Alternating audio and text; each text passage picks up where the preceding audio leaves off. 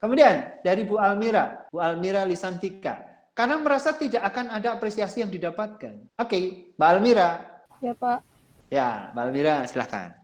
Kenapa, Mbak? Apa? Ini kan karena tidak ada apresiasi yang didapatkan. Meskipun kita belajar, tapi nggak dapat apresiasinya. Seperti apa sih kira-kira ceritanya? Silakan. Jadi mungkin gini Pak, ada kemampuan kita untuk membuat desain atau gimana. Terus karena ada yang tahu kalau kita bisa buat desain, jadi kayak kita selalu disuruh bikin desain ini itu. Tapi sementara itu masih ada tugas rutin juga yang harus dikerjakan. Jadi kayak kita malah jadi kayak dibebankan untuk hal itu gitu Pak. Jadi tambah beban pekerjaannya itu bertambah seperti itu loh Pak. Ya, saya paling susah dapat pertanyaan yang kayak gini sebenarnya Bapak Ibu sekalian. Karena ini terjadi semua organisasi. Makin bagus staff, makin bagus pegawai, makin banyak pekerjaannya. Kan kira-kira gitu ya Mbak Almira ya? Jadi semakin kita punya kompetensi, Pak, kerjaan kita makin banyak. Dan itu terjadi di semuanya. Bahkan gini Bapak Ibu sekalian, ini saya buka sedikit ya. Bahwa di tahun 2019, itu saya dan tim di kantor consulting itu membuat riset survei. Siapa orang yang keluar dari organisasi? Ini kan ada turnover kan Bapak Ibu. Ya, organisasi versus turnover. Jadi jumlah pegawai, jumlah karyawan yang keluar dari organisasi. Saya menemui hal yang mengejutkan. Ternyata pegawai ataupun karyawan yang keluar dari perusahaan itu malah bukan yang jelek. 93,7% itu yang keluar dari perusahaan itu top performers kategori. Jadi 93,7% staf keluar dari organisasi itu bukan orang yang tidak dipakai di organisasinya, tapi orang yang sedang dibutuhkan di organisasi. Itu karena faktor apa sih? Semakin pinter, semakin ngerti, semakin dikasih kerjaan. Almira, lo kan ngedesain bagus. Ini dong. Bagus hasilnya. Mbak Almira serius, kerjain. Bahkan kadang-kadang ada bawa pulang kan Mbak. Ada bawa pulang gitu, hasilnya bagus, sempurna. Wah orang, Almira thank you. Keren. Almira satu lagi dong. Gitu kira-kira. Jadi semakin bagus kita, semakin tenggelamlah kita kepada pekerjaan. Nah, Bapak Ibu sekalian hati-hati ya, ini PR organisasi. Ini PR organisasi. Terutama Anda yang menjadi seorang atasan. Saya yakin beberapa dari peserta webinar ini adalah para atasan. Bu, Pak, para atasan, Anda itu kalau punya bawahan yang baik dan pintar, jangan dikasih kerjaan terus-menerus. Saya ngerti, ibu, bapak kalau mau nyuruh yang nyebelin, Anda sudah nggak kuat hati. Pak, kalau saya mau kasih si A, susah Pak, nggak kelar-kelar, mending saya kasih Almira, beres. Gitu. Tapi ingat perasaannya Almira. Ya gak? Nanti jam 5, si A yang nggak pinter, si A yang kalau disuruh susah tadi sudah pamit. Bu pulang ya, sementara Almira masih berkutat dengan desainnya gitu. Ini anak nanti lama-lama nyebarin CV gitu. Karena udah nggak kuat di badan POM. Ini dosa siapa? Dosa kita sebagai atasan. Harusnya mendistribusi pekerjaan tetap kepada posnya masing-masing sesuai dengan job desk-nya. Tambahan pekerjaan karena naiknya kompetensi itu apresiasi. Jadi saya mengapresiasi bawahan saya dengan menambahkan pekerjaan yang menurut saya hanya dia yang bisa melakukan, dan setelah itu saya sudah siapkan kompensasinya. Pak, kompensasinya harus selalu material nggak? Enggak, kadang-kadang immaterial reward juga boleh. Tapi saya sudah siapkan penghargaanku buat anak buahku yang aku kasih tugas lebih gitu. Misalnya saya anak buahnya Bu Ade misalnya, waktu saya nyelesain pekerjaan yang tambahan, lalu Bu Ade udah siapkan kompensasi buat saya. Enggak duit, cuma pujian yang sudah dipersiapkan gitu. Begitu selesai jam 5, udah selesai nih, saya kerjain, saya serahkan ke Bu Ade bilang, nah ini baru putut. Kalau enggak lo enggak bisa, gitu. Terima kasih banyak ya. Ini sebenarnya bukan pekerjaanmu, tapi Ibu minta tolong, dan kamu udah bisa selesaiin. Terima kasih ya. Itu Bu, senang saya. Jangan setiap kali ada beban lebih diberikan kepada anak buah dan anak buah menyelesaikan dengan baik, Ibu cuma senyum doang. Bu, ini udah selesai nih desainnya. Tuh meja taruh. Gitu. Terus kita tetap sibuk dengan laptop kita. Ini istilah saya kutu kuprat yang kayak gini. Anak buahnya lemes gitu. Sehingga dia merasa, Pak, ngapain saya belajar hal baru? Karena kalau saya belajar hal baru, berarti pekerjaan baru. Setiap saya dapat pekerjaan baru, tidak ada apresiasi. Oke, kita mengapresiasi orang yang melakukan kontribusi lebih dibanding yang lain. Ya, ini PR para atasan ya. Pertanyaan Mbak Almira. Kemudian dari Bu Pratiwi. Mbak Pratiwi bukan prioritas. Iya sih. Belajar bukan prioritas. Belajar sering dianggap bukan prioritas. Tapi belajar itu tools. Ada sebuah kata-kata bijak. Ini orang keren itu yang ngomong. Jadi, kalau saya diminta menebang 1000 pohon, maka hal yang pertama kali saya lakukan dan saya pastikan adalah saya harus memiliki waktu yang cukup untuk mengasah kapak. Artinya apa sih ibu-ibu sekalian? Jadi kalau kita punya pekerjaan yang banyak, hal yang pertama kali kita pastikan adalah kompetensi kita. Kenapa demikian? Karena kalau Anda menebang 1000 pohon, kemudian Anda menggunakan kapak yang biasa-biasa saja, bahkan kapak itu mungkin tumpul, maka menebang 1000 pohon itu membutuhkan waktu bisa berbulan-bulan atau bertahun-tahun. Tapi kalau kapak Anda sudah pastikan kapak ini adalah kapak yang paling tajam sehingga sekali tebas pohon itu akan tumbang, maka Anda hanya membutuhkan 1000 kali tebasan. Artinya apa sih? Belajar itu mengasah kapak.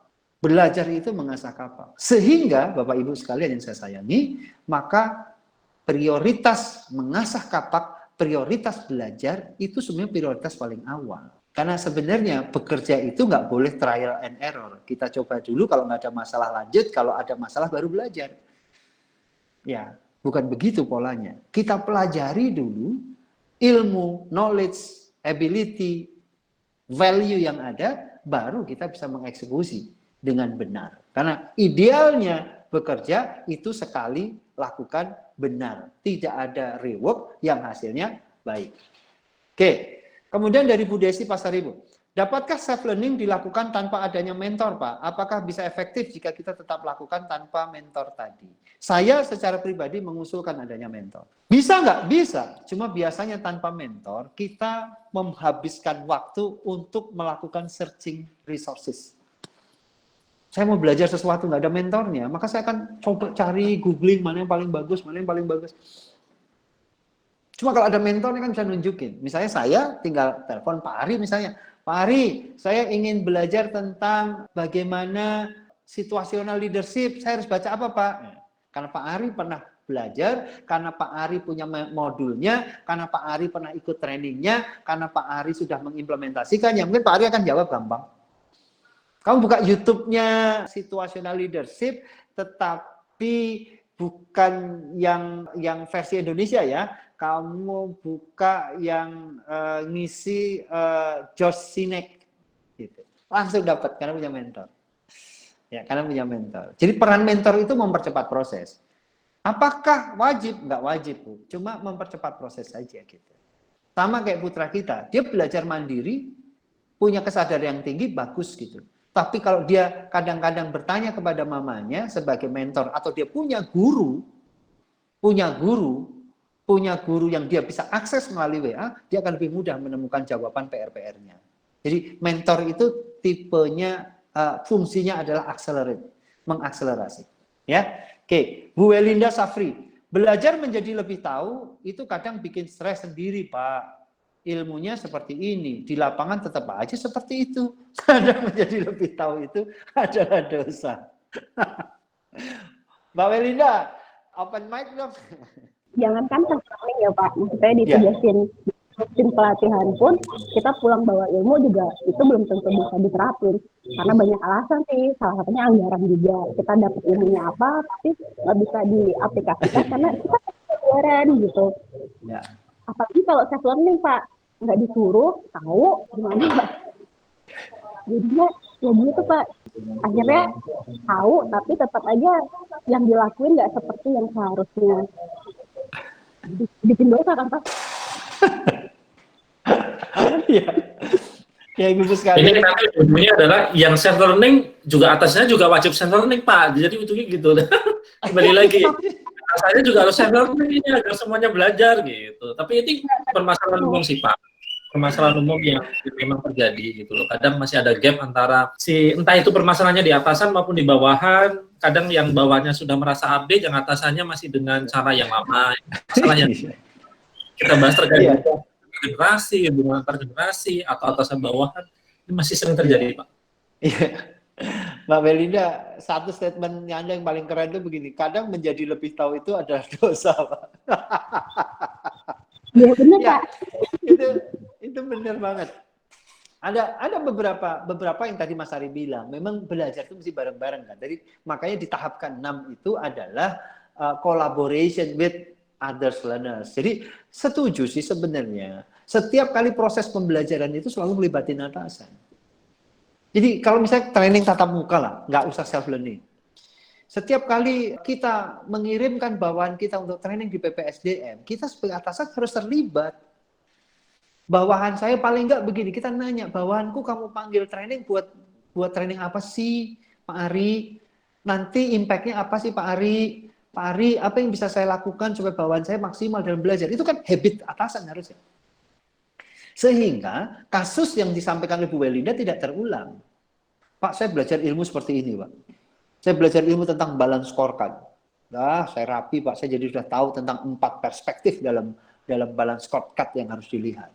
Begitu pulang, Pak, saya mau cerita tentang balance scorecard, atasannya bilang, udah, apaan sih itu tambahan kerjaan. Yang ini aja dulu.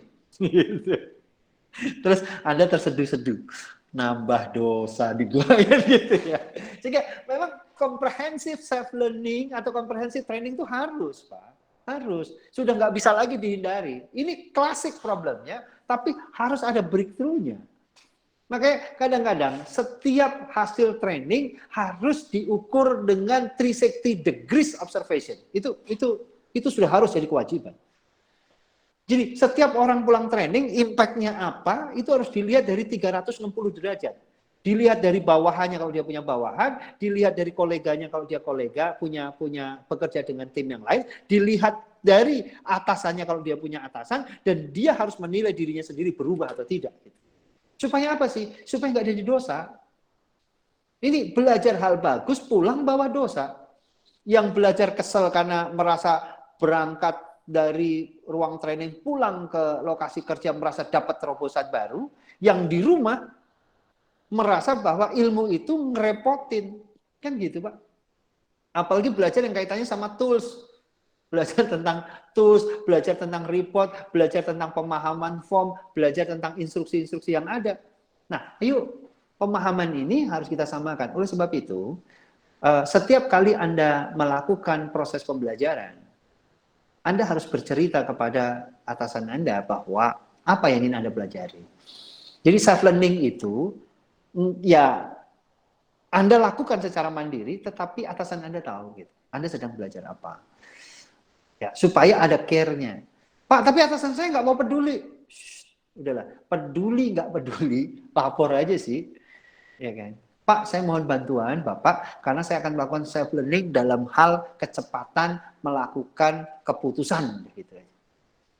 Terus atasan saya, buat apa tuh kamu kerja kayak gitu? Buat apa kamu belajar kayak gitu? Begini Pak, kalau saya bisa mengambil keputusan dengan cepat untuk beberapa hal, keputusan saya benar dan cepat, sehingga saya bisa mensupport pekerjaan Bapak untuk bisa menjadi lebih mudah mengambil keputusan-keputusan yang levelnya strategis. Oh, oke, silahkan belajar. Jadi kadang-kadang tantangan dalam self-learning itu teman-teman sekalian, bahwa kita mempelajari yang penting buat kita, tetapi juga jelaskan kepada orang lain yang kita pelajari ini juga penting buat orang lain. PR-nya 2. Kenapa 2? Supaya nggak jadi dosa. Oke, Mbak Evi Windayati. Tidak menarik, tidak sesuai dengan passion. Yes. Ada beberapa ilmu yang Anda wajib pelajari tetapi tidak sesuai dengan passion. Saya pernah dapat pertanyaan dari anak muda begini. Pak, bagaimana kalau kita bekerja tapi tidak sesuai dengan passion kita? Lalu saya jawab, jadikan pekerjaanmu passionmu. Karena kalau orang memilih pekerjaan sesuai dengan passionnya, bisa dibilang hanya 1% orang yang mendapatkannya. Bahkan kalau saya survei nih, dari 158 peserta saya pada siang hari ini, siapa sih yang passionnya sama pekerjaannya? Cuma 1%. Ya, cuma 1%. Semua orang rata-rata terpaksa mengerjakan ini. Cuma Beberapa orang mampu merubah mindsetnya sehingga yang dulu dia tidak suka dia jadi suka. Misalnya teman-teman PPSDM, kalau ditanya misalnya sebetulnya ngurusin orang tuh nyebelin, Pak kalau bisa ngurusin alat gampang, Pak ini ngurusin orang. Tapi karena pekerjaannya di sana, lalu dia create passionnya. Jadi passion itu bisa diciptakan. Jadi passion itu bukan bawaan. Ciptakan passion Anda kepada hal-hal yang menarik, kepada hal-hal yang mungkin tidak menarik, tetapi Anda wajib melakukan, maka ciptakan passion Anda di sana. Misalnya begini Bu, saya nih, mentransfer uang ke rekening istri itu bukan passion saya Bu. Ya nggak Bu Dini? Nggak passion saya itu Bu. Tapi saya melakukannya sering gitu. Supaya saya semangat mentransfer kepada istri saya, maka di sini saya bohongi isi kepala saya. Saya install program di kepala saya bahwa mentransfer uang ke rekening istri itu adalah salah satu penghantar saya menuju surganya Allah. Karena tanggung jawab sebagai seorang laki-laki untuk memberikan nafkah kepada istri dan anak-anaknya, untuk memberikan kehidupan yang sangat baik untuk istri dan anak-anaknya. Ini jalanku ke surga. Jadi setiap kali transfer, saya merasa jalan ke surga, Bu. Jadi kalau nolnya kurang, saya merasa berdosa. Jadi menciptakan passion, ya. Kita ciptakan passion kita, ya. Oke. Kemudian Mbak Almira kembali. Seringnya sih kok tiba-tiba besok sudah Senin. Nah ini stres level kedua nih Mas. Oke, izin bertanya Pak, bagaimana cara agar kita konsisten untuk melakukan self learning? Karena biasanya semangatnya hanya meledak-ledak di awal, tapi setelah beberapa hari sudah mulai malas, capek atau bosan. Itu tadi Bu, ada 7 tahap self learning yang membuat kita menjadi konsisten itu tahap ke-6. Ya, tahap ke-6. Apa itu tahap ke-6? Tahap ke-6 adalah berkolaborasi dengan pembelajar yang lain. Jadi kalau kita belajar rame-rame, kita lebih konsisten. Ya, kalau kita belajar dengan orang lain, kita lebih konsisten. Kemudian tahap yang ke-7 atau tahap yang terakhir adalah sharing your knowledge, apa yang Anda pelajari, sharingkan kepada orang lain. Karena ilmu itu akan bertambah kalau Anda ajarkan. Jadi supaya Anda konsisten, Anda harus punya media untuk nggak cuma belajar, tapi juga punya media untuk mengajar. Ya, jadi saya yakin webinar-webinar kita mulai mungkin bulan Oktober gitu ya Pak Ari, Oktober, November, Desember, jangan-jangan isinya semua adalah pembicara lokal. Maksudnya apa? Isinya adalah semua hasil self learning dari teman-teman untuk di-share kepada teman-teman yang lain. Jadi saya pasti sudah tidak akan ada lagi dipanggil Mas Ari untuk ngisi 2-3 jam di sesi-sesi seperti ini. Saya yakin mungkin mulai bulan Oktober, sesi-sesi ini sudah diisi oleh teman-teman. Sehingga orang-orang yang mau belajar dengan sangat giat punya sarana untuk melakukan sharing. Jadi langkah ke-7 itu adalah men-sharingkan yang kita pelajari kepada orang lain.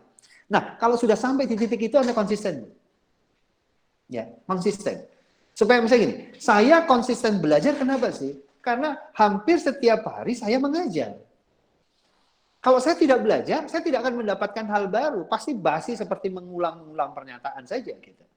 Sehingga karena sering melakukan sharing, maka akan sering belajar. Jadi saya mendorong kepada Anda, Bapak Ibu sekalian, jadi termasuk yang internal sharing itu adalah jam training juga. Jam training juga. Jadi misalnya ada tema-tema yang saya yakin bisa disampaikan kok. Dan temanya nggak harus yang selalu teknikal kan. Tema-tema yang soft skill pun boleh. Tema-tema tentang kepemimpinan boleh juga kok disampaikan oleh Bu Resti, bisa juga disampaikan oleh Mbak Neti, bisa disampaikan mungkin oleh Bu Dini, oleh Mbak Tri gitu, atau bisa disampaikan oleh Mbak Almira.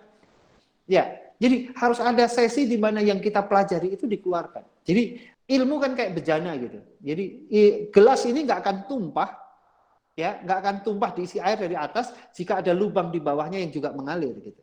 Jadi artinya bahwa kalau kita melakukan sharing kepada yang lain, kita menjadi konsisten untuk melakukan self learning. Nah nanti tinggal secara organisasi apa rewardnya gitu. Mungkin PPSDM akan mendesainkan sebuah reward. Oh orang yang mau sharing selama 3 jam ini akan dapat poin, atau akan dapat apa akan dapat pin atau akan dapat reward dari PPSDM yang sifatnya sebagai motivasi saja atau sebagai gimmick saja. Itu akan menjadi lebih baik. Oke, kemudian Mbak Lulu. Bagaimana kalau interest rekan kerja berbeda dengan kita, sehingga kurang termotivasi untuk share knowledge atau kurang nyambung. Nah, kurang nyambung itu beberapa terjadi karena satu, bisa gap knowledge, bisa gap skill, bisa gap umur, bisa gap kepentingan. Sehingga kalau interestnya berbeda, maka kita gantian. Tidak semua orang pasti interestnya sama atas ilmu kita kan. Sehingga bagaimana kita harus menciptakan media di mana sharing itu sifatnya bisa gantian. Jadi kita berlatih mendengarkan sesuatu yang kita sukai. Ya, kita berlatih untuk mendengarkan yang tidak kita sukai. Mungkin begini, setelah kita melakukan self-learning, maka ada sharing session. Nah, sharing session itu kita wadahin aja. Misalnya seminggu sekali, setiap hari Senin ada sharing session dari setiap orang yang kita tunjuk untuk melakukan self-learning. Terus begitu. Nanti kita berlatih mendengarkan sesuatu yang tidak kita sukai. Lama-lama kita akan menyerap ilmu dari sesuatu yang kita nggak suka. Jadi interest orang yang berbeda-beda itu menjadi sebuah teamwork yang solid pada saat semua orang punya kebiasaan mendengarkan empati. Ya, kadang-kadang kita merasa bahwa orang kok nggak interest padahal ini penting. Penting menurut versi kita, nggak penting menurut versi mereka. Sehingga organisasi harus mewadahi itu. Sehingga semua orang akan merasa yang nggak penting buat kamu, itu bisa penting buat yang lain, sehingga kamu tolong dengarkan dari orang lain sampaikan gitu.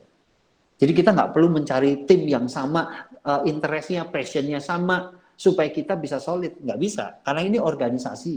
Kalau kita pengen berkumpul dengan orang yang interestnya sama, itu paguyuban.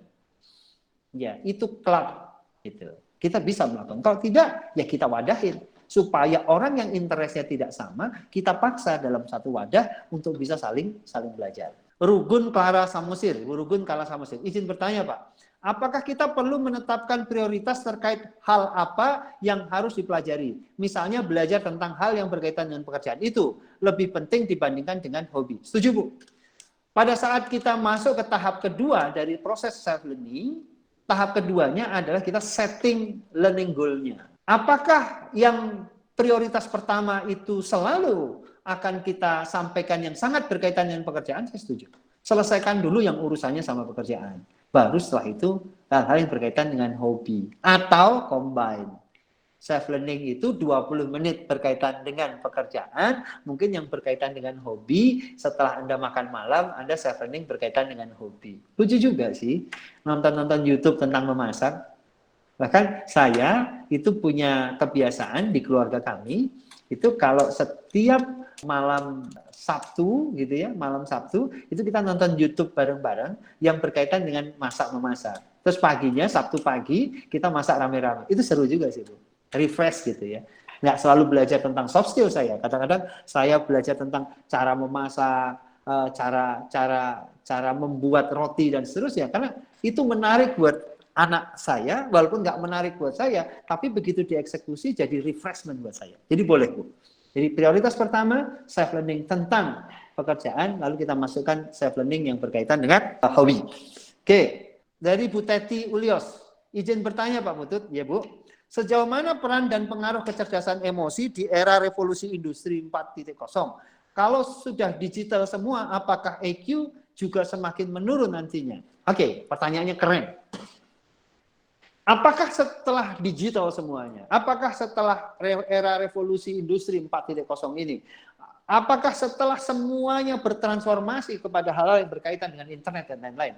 Emotional quotient tidak berarti lagi. Jawaban saya enggak. Emotional quotient tetap akan sangat penting. Justru ibu-ibu sekalian, yang enggak bisa diganti oleh robot, Bu Teti, yang enggak bisa diganti robot itu emotional quotient. Bentuk perhatian seorang atasan kepada bawahan enggak bisa diganti robot. Bentuk kerjasama intens dalam sebuah pengambilan keputusan di mana orang merasa dihargai tidak bisa diganti robot. Saya mencoba beberapa kali menggunakan tools ucapan selamat datang di minimarket, nggak pernah menyentuh perasaan Anda. Anda masuk ke Indomaret, ada teguran, selamat datang di Indomaret, selamat datang di Indomaret. Anda nggak pernah menjawab hal tersebut. Ada Bu, Mbak Ade pernah nggak jawab gitu?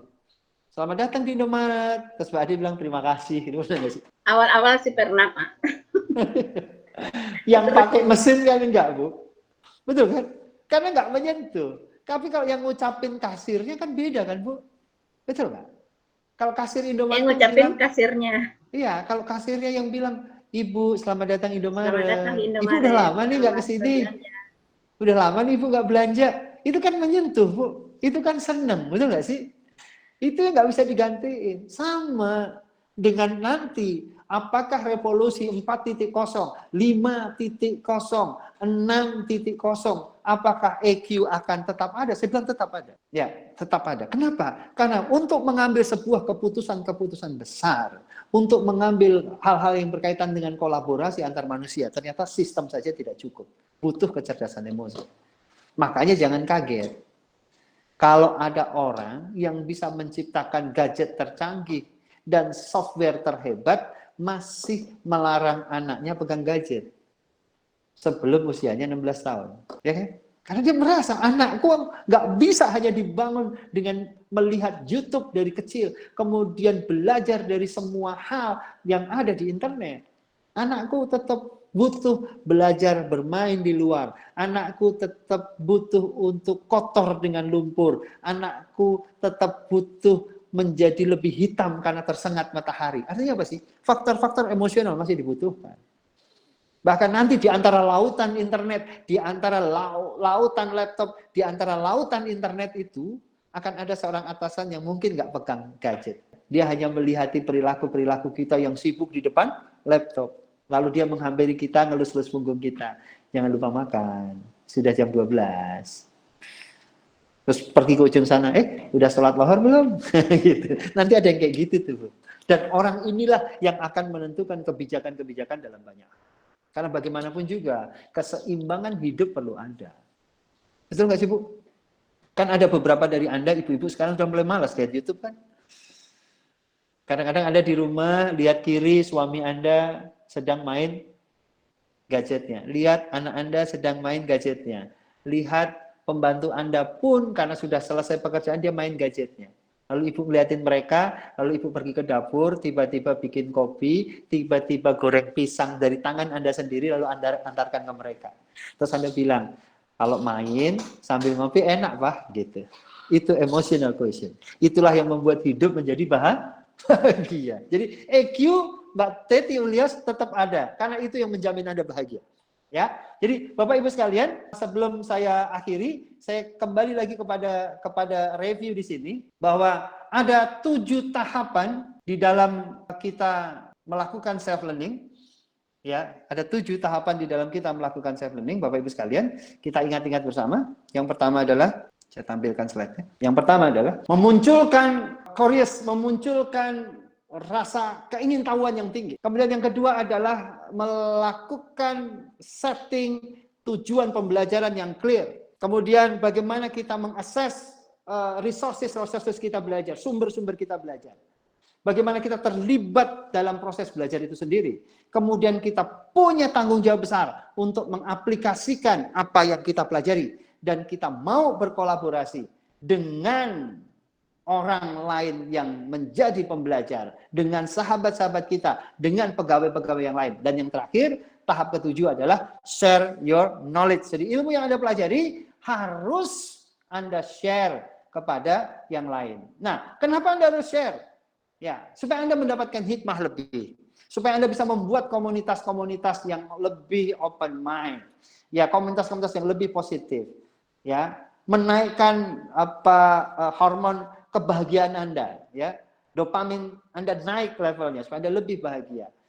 Ya, Anda bisa lebih menstrukturkan pengalaman-pengalaman Anda. Anda bisa merefresh knowledge Anda. Dan hindari, tadi di post-test saya sampaikan, hindari Anda sharing knowledge hanya untuk mendapatkan apresiasi sosial Anda. Jadi orang sharing itu bukan untuk mendapatkan apresiasi sosial. Orang sharing itu lebih banyak untuk 5 hal tadi. Mendapatkan insight, menstrukturkan, membuat lebih open mind, terus kemudian kebahagiaan kita juga lebih terjamin, lebih naik levelnya. Dan ada unsur di mana ilmu kita akan menjadi lebih terstruktur. Bukan atas penghargaan sosial, ya, bukan atas penghargaan sosial. Jadi 7 step tadi dalam self learning itu yang harus kita jalankan.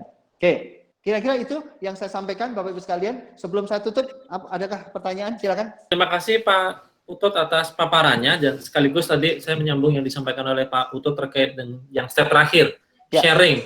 Dan hari ini mohon maaf Bapak Ibu mungkin menerima WA saya terkait dengan knowledge management atau terkait dengan Simponi. Di situ saya menuliskan bahwa yuk kita beramal melalui berbagi ilmu dan pengetahuan. Jadi kita juga akan mendorong bahwa pada saat kita berbagi ilmu, kita berbagi data, kita berbagi pengetahuan, tidak hanya permasalahan diri kita untuk belajar, tapi juga bagaimana kita bisa membantu orang lain.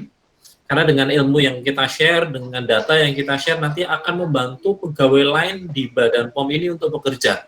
Tadi kemarin ada yang WA aja saya, Mas Ari, saya butuh data ini, kira-kira di Simponi ada tidak gitu loh. Saya sampaikan, silakan dicari Ibu, kalau memang tidak ada, berarti nanti kita bantu untuk menyampaikan ke pemiliknya, untuk sharing. Berarti tadi saya sepakat dengan disampaikan oleh Pak Utut bahwa kita harus sharing. Jadi setelah self-learning, sharing ya Pak ya, biar bareng-bareng kita untuk maju bersama-sama, dan PPSDM sudah memfasilitasi platformnya, ada Simponi Badan POM, silahkan dimanfaatkan. Termasuk materi hari ini juga sudah ada di Simponi Badan POM, termasuk hari ini juga ada kegiatan entry meeting audit CMS, juga ada di Simponi Badan POM, silahkan dimanfaatkan Bapak Ibu semuanya untuk kita sama-sama belajar bersama. Mungkin itu Pak. Betul. Ya. Ada yang disampaikan lagi Pak Putut atau? Baik, Mas Hari, terima kasih banyak. Bapak Ibu juga terima kasih banyak atas waktunya hari ini. Kita bisa belajar bareng. Terus kemudian terakhir ingin saya sampaikan bahwa yuk self learning jadikan habits, kebiasaan kita semua. Artinya bahwa dengan kita belajar mandiri, dengan kita belajar melengkapi kompetensi kita dan diferensiasi kita, saya ingatkan kembali Pak, Bu, tanggung jawab kompetensi memang disupport oleh organisasi kita, tapi menciptakan diferensiasi adalah tanggung jawab diri kita sendiri dengan melalui self learning. Medianya sudah disiapkan semuanya oleh Badan POM, dan juga secara era ini kita lebih mudah mendapatkan ilmu, mari kita bareng-bareng melakukan proses self learningnya. Dari saya mohon maaf jika ada kekurangan, dan mohon maaf jika masih banyak yang belum bisa disampaikan. Jadi saya tulis di chat, jika ada yang ingin ditanyakan silahkan WA saya sampaikan di chat nomor WA saya, free saja Bapak Ibu sekalian, siapa tahu masih ada beberapa hal yang ingin ditanyakan. Terakhir, doa saya untuk Anda semua, semoga setelah ini semakin sehat, dijauhkan dari wabah penyakit, Allah berikan kemudahan, kebarokahan untuk hidup Bapak Ibu semuanya, dan lebih bahagia, karirnya lebih melesat dengan baik. Amin. Ya, sampai ketemu lagi kesempatan. Assalamualaikum warahmatullahi wabarakatuh.